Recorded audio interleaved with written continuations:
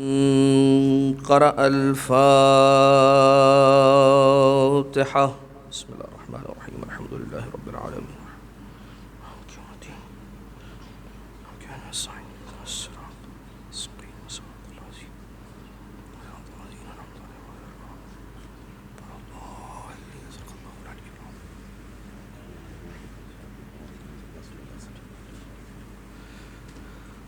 لا حول ولا قوة إلا بالله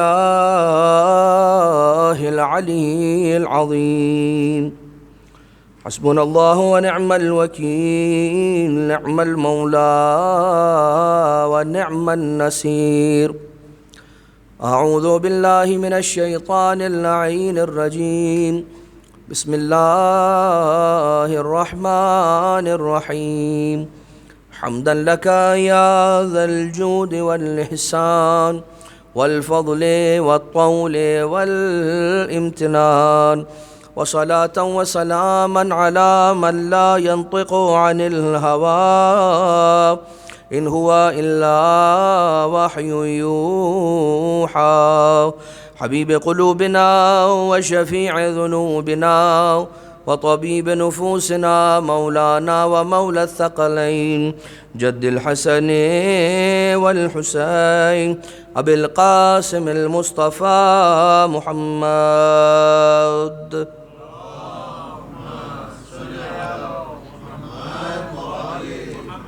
وعلى آله الذين أذهب الله عنهم الرجس وطهرهم تطهيرا. اللهم صل على محمد وآله،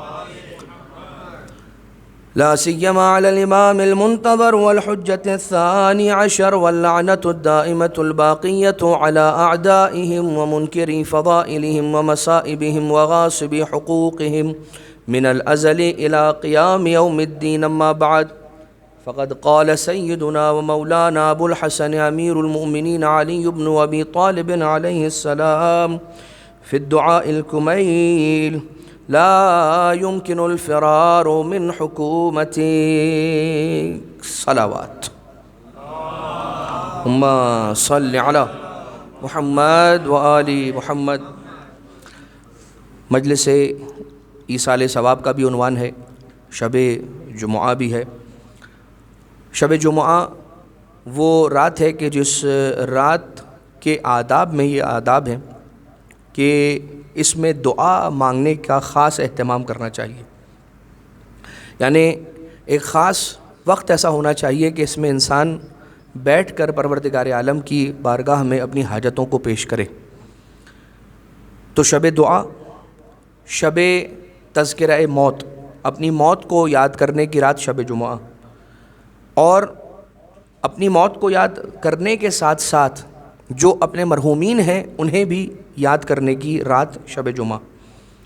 اور ظاہر سی بات ہے ہمارے گھروں میں یہ طریقہ رائج رہا ہے ایک عرصے سے کہ شب جمعہ جو گھر کے بزرگ ہوا کرتے تھے وہ بچوں کو لے کر بیٹھ جایا کرتے تھے، حدیث کے ساتھ سورہ یاسین، سورہ واقعہ وغیرہ، سورہ ملک پڑھا کرتے تھے۔ تو اپنے پیاروں کو جو اس دنیا سے گزر گئے ان کو یاد کرنا، یہ ان کا وہ حق ہے کہ جس کی طرف ہم بہت سی مرتبہ متوجہ نہیں ہوتے ہیں، اس لیے کہ پروردگار عالم نے یہ ایک سلسلہ رکھا ہے کہ جو اس دنیا سے ہمارا رشتہ دار اس دنیا سے جب گزر جاتا ہے تو یہ خدا تعالی نے ایک کرم کیا ہے، ایک رحمت ہے پروردگار عالم کی کہ اس کی یاد آہستہ آہستہ آہستہ آہستہ دل سے کم ہونا شروع ہو جاتی ہے، وہ جو شدت ہوتی ہے یاد کی۔ اس لیے کہ روایت میں یہ بیان کیا جاتا ہے، اس لیے کہ جب کسی نے یہ سوال کیا امام معصوم علیہ السلام سے کہ مولا ایسا کیوں ہوتا ہے کہ جو ہمارا مرحوم ہوتا ہے اس کے اس دنیا سے چلے جانے کے بعد جیسے جیسے وقت گزرتا ہے تو اسے یاد کرنے کی جو شدت ہوتی ہے اس میں کمی آ جاتی ہے۔ امام علیہ السلام نے فرمایا کہ یہ خدا کی وہ رحمت ہے جسے نسیان کہتے ہیں، ذہن سے آثار کا آہستہ آہستہ محو ہونا۔ اگر پروردگار عالم نے یہ نسیان نہ رکھا ہوتا تو اپنے پیاروں کے غم میں ہی ہم اس دنیا سے گزر جاتے اور مر جاتے۔ یہ رب ذوالجلال نے اپنا کرم فرمایا ہے اور کرم رکھا ہے. اور بہت ساری چیزوں میں نسیان، بھول جانا، خود پروردگار عالم کی رحمتوں کے مظاہر میں سے ایک مظہر ہے کہ انسان بھول جاتا ہے. کہ جو بہت سی مرتبہ تو بھولنا اس لیے بھی ہوتا ہے کہ انسان چونکہ گناہ کرتا ہے اس کی وجہ سے اس کی میموری کمزور ہو جاتی ہے. لیکن بہت سی مرتبہ ایسا بھی ہوتا ہے کہ انسان بھولتا ہے اس لیے کہ وہ خود نہیں بھولا ہوتا ہے، پروردگار نے اسے بلا دیا ہوتا ہے. اس لیے کہ اس کا یاد رکھنا اس کی صحت کے لیے، اس کی روح کے لیے، اس کے جسم کے لیے، اس کے اعمال کے لیے ٹھیک نہیں ہوتا. تو پروردگار عالم کا ایک آٹومیٹڈ سسٹم ہے کہ جو ہولسٹک انسان کی ویل بینگ کے لیے ہر وقت کام کر رہا ہوتا ہے. یہ اور بات ہے کہ انسان پوری کوشش کرتا ہے کہ کسی طرح سے اللہ کی دی ہوئی اس باڈی کو کس طرح سے خراب کرے، دیر تک جاگ کے اور ایسے کام کر کے، ایسی چیزیں کھا کے کہ جو انسان کے لیے کھانا ٹھیک نہیں ہے. یہ اور بات ہے کہ پہلے کے زمانے میں جو انسان کھایا کرتا تھا اس کے بارے میں پتہ لگایا کرتا تھا کہ جو میں کھا رہا ہوں یہ کیا ہے اور یہ مجھے کس وقت میں کھانا چاہیے. کیونکہ یہ چلتے چلتے بٹوین دا بریکٹ صرف ایک ہائی لائٹ آپ کو کرتے ہوئے آگے بڑھ جاؤں گا کہ مولا امیر المومنین کو رسول اللہ صلی اللہ علیہ وآلہ وسلم نے اللہم صلی علی محمد وآل محمد نے پورے سال کا اسکیجول تعلیم فرمایا ہے. مولا رضا علیہ السلام نے یہ بتایا کہ میرے دادا امیر المومنین علیہ السلام کو ہمارے جد رسول اللہ نے سال کے 12 مہینوں میں کیا کھانا چاہیے وہ بیان کیا ہے. تو انسان کو اس طرف توجہ. اب دعائے کمیل کے ظاہر سی بات ہے وہ جو امپورٹنٹ جملے ہیں ان کی طرف ہم آپ کی توجہ کو مبذول کروائیں کہ ایک جملہ ہے جو دعائے کمیل کے اندر جس میں مولا امیر المومنین علیہ السلام ارشاد فرماتے ہیں لا یمکن الفرار من حکومتک. اے پروردگار تیری حکومت کا دائرہ اتنا طویل ہے، اتنا پھیلا ہوا ہے، اس کا ایریا اتنا واسٹ ہے کہ میں تیری حکومت سے فرار نہیں کر سکتا، میں تیری حکومت سے باہر نہیں نکل سکتا. یعنی کہ میں تجھ سے بھاگ کر. ایک اور دوسری دعا ہے کہ جس دعا کا یہ جملہ ماہ رمضان کے اندر پڑھنے کی سعادت حاصل ہوگی، دعائے سحر یعنی سحری کے وقت کی دعاؤں میں سے ایک دعا ہے کہ جس میں امام علیہ السلام نے فرمایا ہے کہ اے پروردگار مجھ برے غلام کی تیری بارگاہ سے بھاگنے کی مثال ایسی ہے کہ جو تجھ سے بھاگ کے تیری طرف ہی بھاگ رہا ہے. جس کی حکومت سے فرار ممکن نہیں ہے کا مطلب کیا ہے؟ میں جہاں گیا اسی کی حکومت کو پایا. یعنی میں یہ سمجھ رہا تھا میں اس سے فرار کر رہا ہوں، حقیقت میں اس سے فرار کر کے اسی کی طرف فرار کر رہا تھا، اس سے بھاگ کر اسی کی طرف بھاگ رہا تھا. لہٰذا انسان اس بات کا خیال رکھے. اب یہ دیکھیے کہ انسان صرف اس بات کو سمجھے کہ لا یمکن الفرار من حکومتک کیا ہے، میں سمجھتا کیوں نہیں؟ اس لیے کہ میں غافل ہوں. ایک ایسی حقیقت سے غافل ہوں کہ جو حقیقت جب تک زندگی ہے تب تک انسان غافل ہے، اور جب موت قریب آنا شروع ہو جاتی ہے انسان کے تو انسان کہتا ہے اب تو میں مرنے والا ہوں. آپ دیکھ لیجئے کہ اس دنیا میں ویسے تو بہت سارے نیک کام ہیں کہ جو انسان یہ سوچ کر ملتوی کرتا ہے کہ میرا یہ مارک ہے، اس مارک کو اچیو کر لوں گا تو پھر میں اس کے بعد اس نیکی کے کام کا آغاز کر دوں گا. مثال کے طور پر کہ میری انکم کا مارک یہ ہے جو مجھے اچیو کرنا ہے، وہ ٹارگٹ اچیو ہو جائے گا فار ایگزامپل 5000 کا، تو اس کے بعد میں یہ برائی چھوڑ دوں گا. پھر 10000 پہ آ جاتا ہے، وہ مارک چینج ہوتا رہتا ہے، وہ نیکی کا آغاز نہیں ہوتا ہے، وہ مارک چینج ہوتا رہتا ہے. پروردگار عالم سے انسان وعدہ کرتا ہے کہ میں جس دن 5000 کمانے لگوں گا میں یہ برائی چھوڑ دوں گا. 5000 کمانے لگ گیا، خدا سے وعدہ کیا تھا، اس نے وعدہ توڑا. اس نے کہا پروردگار اٹس ٹو ارلی، 5000 تو بہت کم ہے، 10000 جس دن میں کمانا شروع کروں گا اس دن سے میں یہ برائی چھوڑ دوں گا. 10000 بھی کمانا شروع کر دیا لیکن برائی نہیں رکی، اور خدا کی طرف سے عطا پہ عطا ہوتی گئی اور انسان کی طرف سے خطا پہ خطا ہوتی گئی. اب یہ دیکھیے کہ ایک موت کی حقیقت کیا ہے. ایک زمانے میں امام معصوم علیہ الصلوۃ والسلام کی حدیث ہے، چھٹے امام صادق آل محمد امام جعفر صادق علیہ الصلوۃ والسلام،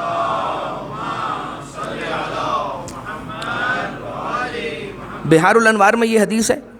چھٹے امام علیہ السلام فرماتے ہیں کہ انبیاء کی قوموں میں سے ایک قوم کے کچھ لوگ اس زمانے کے نبی کے پاس آئے اور انہوں نے آ کر کہا یا نبی اللہ ادعو لنا ان یرفع اللہ عنا الموت، آپ اللہ سے دعا یہ کریں کہ پروردگار ہماری قوم پر سے موت کو اٹھا لے، ہماری قوم کو موت نہ آئے۔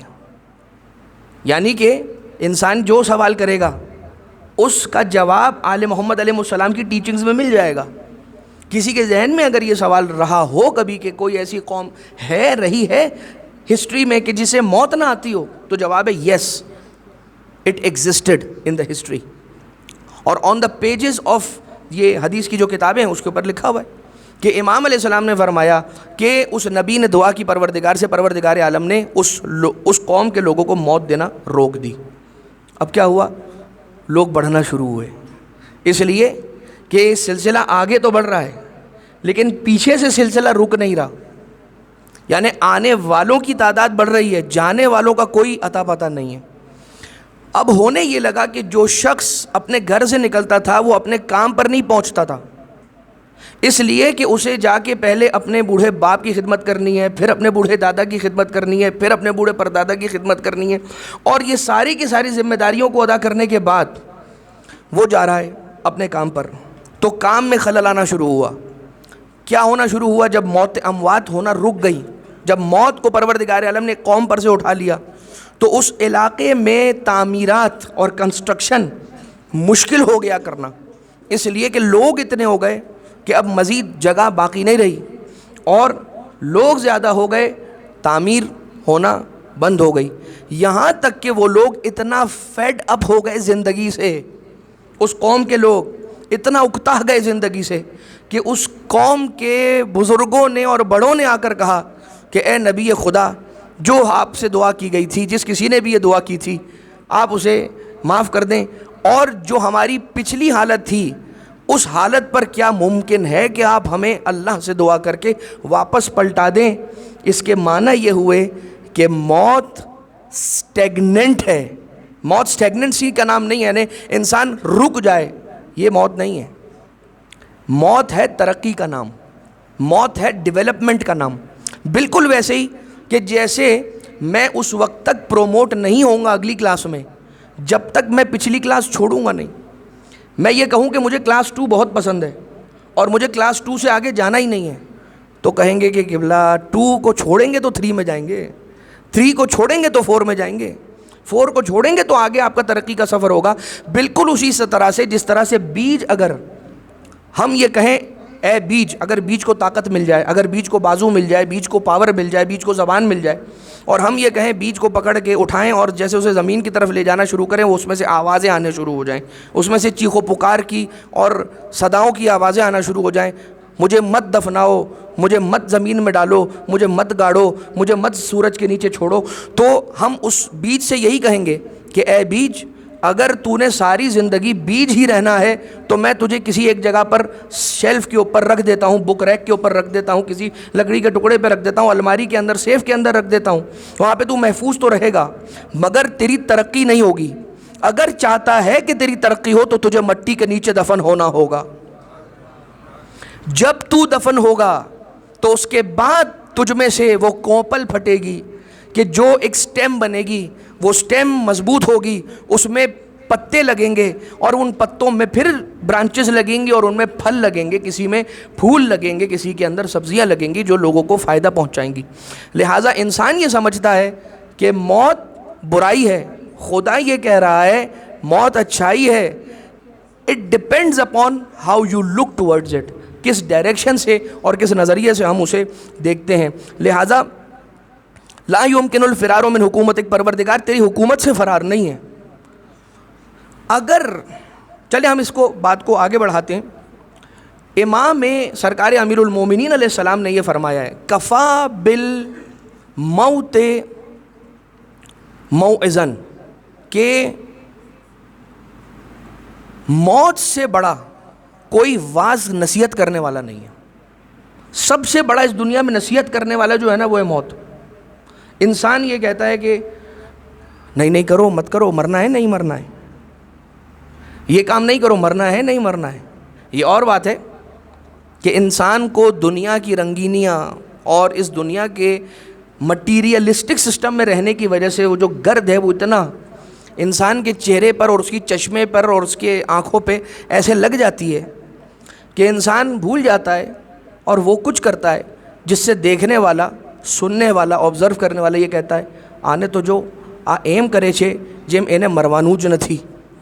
آپ دیکھیں کچھ لوگ یہ کہتے ہیں کہ یہ کیسا ہو گیا، یہ شخص، یہ آدمی کیسا ہو گیا، یہ کیسی باتیں کر رہا ہے، یہ کیسے کام کر رہا ہے، یہ تو ایسے کام کر رہا ہے جیسے کہ اسے مرنا ہی نہیں ہے. یہ بات ہے کہ انسان کے دل سے موت کا جو خیال ہے وہ بہت جلدی اتر جاتا ہے، وہ بہت جلدی اتر جاتا ہے، اور یہ نیچرل ہے. اس کے لیے کس چیز کی ضرورت ہے؟ ایک سپارک کی ضرورت ہے. انسان کو صحیح راستے پر دوستیاں اگر آپ نے برقرار رکھنی ہے، اپنی دوستیوں میں جان پیدا رکھنی ہے، تو آپ نے اس میں دوستی میں ایک چنگاری، ایک سپارک رکھنی ہے. وہ چاہے دو میں سے کسی ایک طرف سے ہو تو دوستیاں برقرار رہتی ہیں. اسی طرح سے انسان کی زندگی اگر اچھی ڈگر پر چلنا ہے تو اسے موت کا سپارک ملنا ضروری ہے ہر تھوڑے عرصے میں. اور آپ دیکھیں کہ جب انسان قبرستان سے ہو کر آتا ہے یا کسی کی موت کی خبر سنتا ہے تو اس کے ایکشنز اور اس کے اعمال پر اس کا کتنا پازیٹیو اثر ہوتا ہے. دوسرا جملہ جو سرکار امیر المومنین علیہ السلام نے دعائے کمیل میں ارشاد فرمایا، زبردست جملہ، یعنی ہر جملہ امیر المومنین کا زبردست ہے. وہ جملہ ہے ظلمت نفسی وتجرأت بجہلی وسکنت علی قبیح عملی.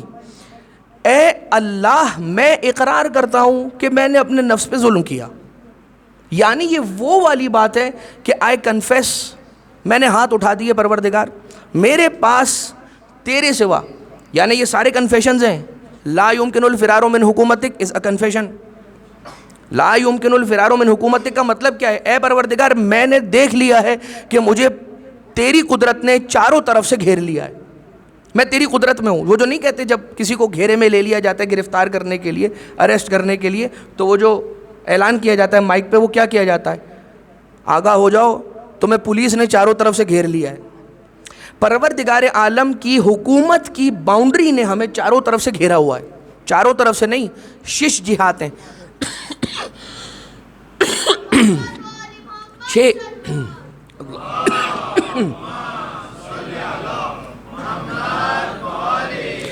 6 ڈائریکشنز ہیں.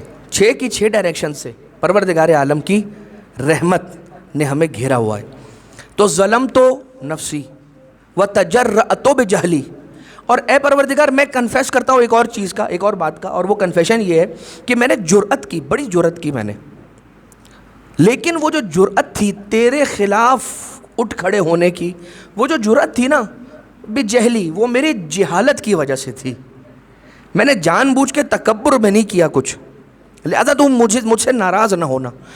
پورا ایک ہی چیز کے گرد مین جو سینٹرل آئیڈیا ہے دعائے کمیل کا وہ یہ ہے، اے خدا مجھ سے راضی ہو جا، بس مجھ سے تو ناراض نہ ہونا. کبھی ہم اللہ کے کرم گنوا رہے ہیں، اے پروردگار تو کیا کریم ہے، تو نے مجھ پر ایسے کرم کیا، کیا تو اس چہرے کو، اس پیشانی کو آگ میں ڈالے گا کہ جو پیشانی تیرے سامنے جھکتی رہی؟ کیا تو اس زبان کو جلائے گا کہ جو زبان تیرا ذکر کرتی رہی؟ کیا اس کان میں تو آگ اور سیسا ڈالے گا کہ جس کان میں تیرا ذکر جاری ہوتا رہا؟ نہیں. یعنی اپیل ہو رہی ہے اور خدا کو منایا جا رہا ہے، اور پروردگار عالم سے زیادہ بہتر ماننے والا کوئی نہیں ہے. دعائے کمیل بہت بڑی دعا ہے. ایک یا سریع الرضا کا جملہ ہی اسے راضی کرنے کے لیے کافی ہے، اور یہ جملہ اسی لیے آخر میں رکھا ہے کہ اے جلد راضی ہو جانے والے، اے جلد راضی ہو جانے والے. فرق یہ ہے کہ راضی کرنے والا، جو منانے والا ہے، وہ کس مزاج سے منانے کے لیے اسے پروردگار عالم کو پکار رہا ہے. اب دیکھیے امام تقی جواد علیہ آلاف التحیت والثناء، اللہم صلی علی محمد و آل محمد. مولا آپ گواہ رہیے گا، آپ کے نام پہ میں نے تو زور سے صلوات پڑھی تھی، ٹھیک ہے مولا؟ اچھا امام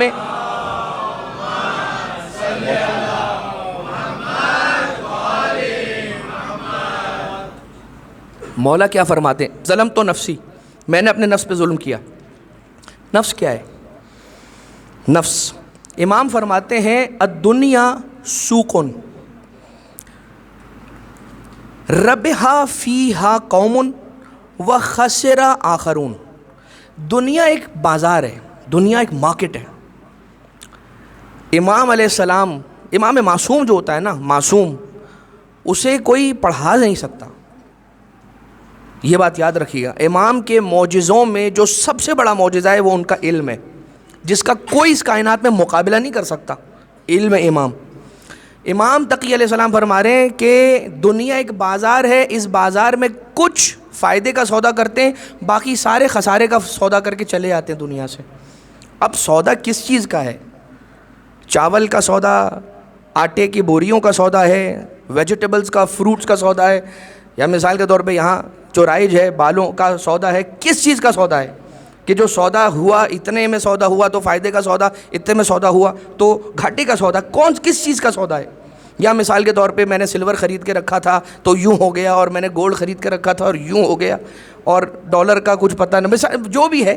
تو انویسٹمنٹ انسان جتنی کرتا ہے اس سے مطلب فائدہ کمانا چاہتا ہے، منافع کچھ لوگ کرتے ہیں، باقی خسارہ اٹھاتے ہیں۔ اے مولا، آپ نے صرف یہ فرمایا کہ یہ دنیا ایک بازار ہے، سوق ہے، اس میں کچھ لوگ فائدہ کرتے ہیں، یہ جو لین دین ہے، یہ جو بیچنا اور خریدنا ہے اس سوق میں، کس چیز کا ہے؟ اس روایت میں نہیں ہے۔ باقی روایتوں کو جب اس روایت سے مرج کیا جاتا ہے اور اس کو ملایا جاتا ہے تو اس میں یہ ملتا ہے کہ امام علیہ السلام نے یہ فرمایا ہے کہ تم انسان جس مذہب کا ہو، جس مسلک کا ہو، جس مزاج کا ہو، جس نیشنلٹی کا ہو، ایک چیز ہر انسان کے پاس ہے جو اس بازار میں وہ بیچ سکتا ہے ایک دام پر، اور وہ ہے زندگی، وہ ہے عمر، جو انسان کی عمر ہے۔ امام علیہ السلام جس تجارت کی بات کر رہے ہیں نا، وہ تجارت ہے نفس کی تجارت، ظلمت نفسی، نفس کی تجارت ہے، عمر کی تجارت ہے، روح کی تجارت ہے جو پروردگار عالم نے مجھے دی ہے۔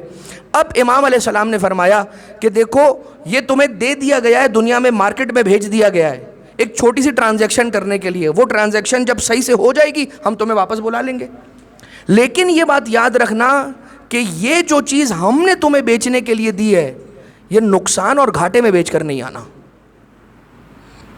امام سرکار حضرت ابو الحسن امیر المؤمنین علی ابن ابی طالب علیہ السلام